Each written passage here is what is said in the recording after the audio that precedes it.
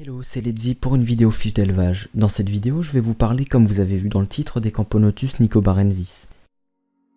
Camponotus nicobarensis possède de belles couleurs qui varient du rouge au jaune et également un très beau polymorphisme, ce qui signifie que cette espèce possède différentes castes d'ouvrières, soit des minors et des majors pour cette espèce.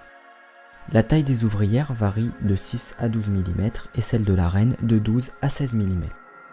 Elle est polygyne, donc il peut y avoir plusieurs gynes au sein de la même colonie. C'est une fourmi très facile à faire fonder car elle se développe très vite et très facilement, ce qui est rare chez le genre Camponotus. Elle ne nécessite pas de diapause car elle est exotique. C'est une espèce semi-claustrale, donc lorsqu'une gyne est seule en tube et qu'elle a des larves, elle peut être nourrie directement car elle nourrira à son tour les larves. La gyne pond très fréquemment, le couvain sera toujours composé de cocons, de larves de différents stades et d'œufs, quel que soit l'âge de la colonie. Elle aime les températures comprises entre 22 degrés et 30 degrés Celsius, mais les températures légèrement plus basses ne sont pas dérangeantes. Le développement sera par contre plus long. Elle adore l'humidité, il lui faut un taux d'hygrométrie de 50 à 70%. Elle mangera principalement des liquides sucrés, mais il lui faut un apport en protéines assez fréquent, donc des insectes régulièrement. On peut aussi lui donner des fruits de temps en temps, comme du raisin par exemple.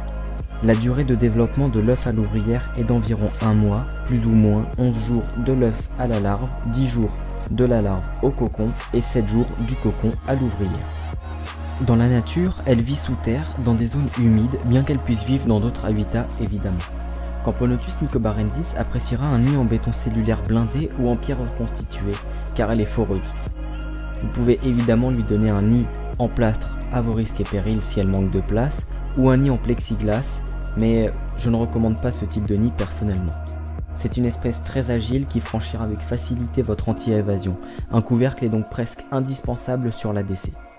C'est une espèce que j'affectionne particulièrement et qui fait partie de mon élevage à long terme, car c'est ma première espèce exotique et je la trouve super jolie et franchement super intéressante à observer. C'est une espèce très agréable à regarder chasser, car elle est vive et très active jour comme nuit.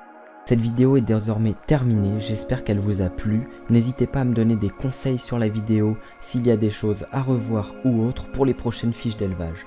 N'hésitez pas non plus à liker et à vous abonner à la chaîne et à partager sur les réseaux. Allez, à plus pour une prochaine vidéo.